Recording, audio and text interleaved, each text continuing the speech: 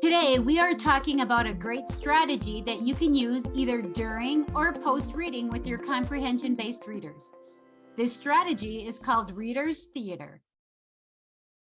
Today, I'll be using the reader Esmeralda, the little sea turtle, in German as our example. This reader is also available in Spanish and French. Many of Wayside Publishing's readers already come with Reader's Theater scripts in the Premium Teacher's Guides. In elementary ELA classes, teachers use Reader's Theater as a way to practice fluency in reading aloud and using expression while reading. In our world language classes, however, the focus is a bit different. We use Reader's Theater as a way to increase comprehension of what the students are reading and to get in repetitions of the text so that students are hearing the language more than just one time. Christy Placido, author of the Esmeralda reader, said that Reader's Theater was one of her favorite activities to do with her classes.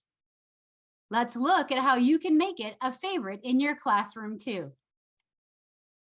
You might be wondering when to do Reader's Theater. One of the best times to do this type of activity is while you are reading a chapter. Let's say you just read an exciting scene with your class and you want to make sure students really understood it. Reader's Theater is a great way to review that part without just rereading and asking comprehension questions.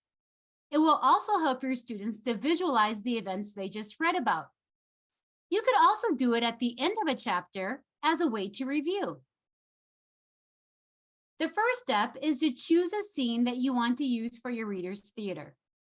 Make sure it has some good action and dialogue so that it is exciting to act out and to watch. If there's not a lot of dialogue, but it's a good scene to act out, when you write your script, you can paraphrase and create dialogue based on the story. Now, you need to make a list of the characters you will need students to play the role of. Not all the characters need speaking parts.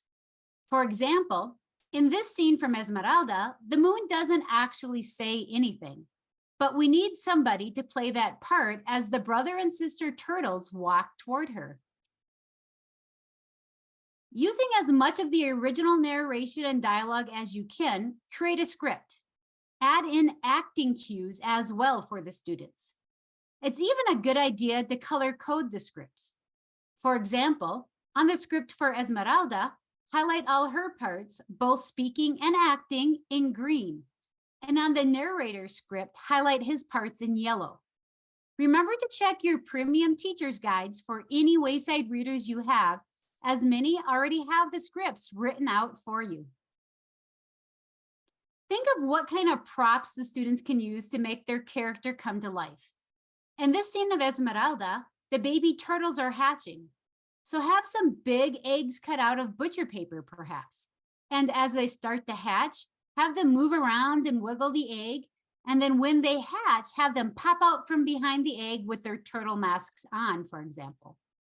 The student who is playing the moon could hold up a big paper cutout moon and lead the turtles back to the beach.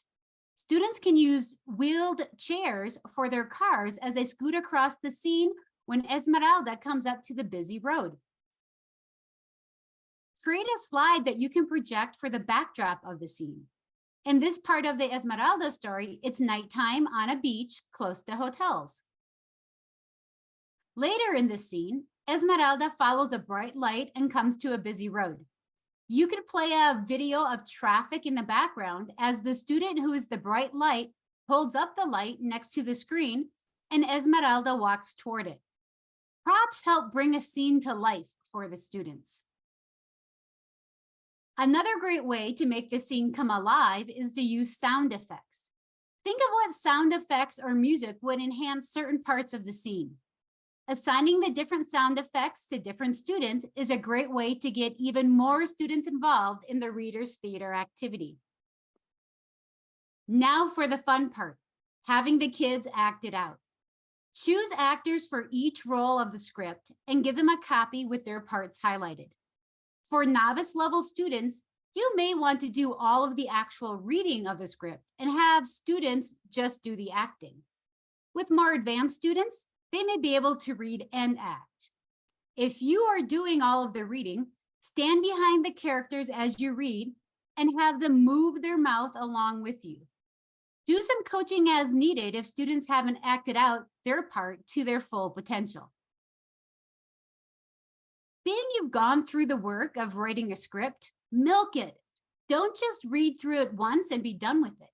Find ways to have students redo it, but still keeping it interesting. Have students reenact parts, but with exaggerated or slow motion acting as you narrate certain parts again.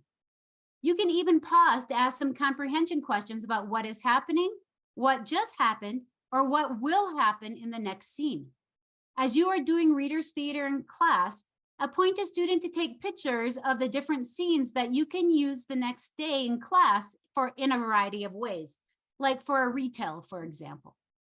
And if you have one of those classes where kids just don't want to get up in front of each other, use paper doll type cutouts that have all the students act out the scene at their desk. Give them some clip art images of the different characters and props and have them move the pieces around as you narrate. Or have them video their puppet show for homework. You can either provide them with a soundtrack of you reading the script, or they can do the narration of it. Another fun way to use readers theater is as a review activity at the end of a novel. With your intermediate or more advanced students, have them create readers theater scripts. Divide the class into small groups, one for each chapter of the book. Assign each group to write a script to review a main scene from their assigned chapter. The groups can then act out their readers theater for the class, recruiting actors from other groups as needed. Readers theater can be as big of a production as you want it to be, but it also works well when it's done as a small sideshow. Find the way that works with your students. We would love to hear about how readers theater goes in your classroom, or even better yet, share a video with us of your students doing reader theater as an example for other teachers.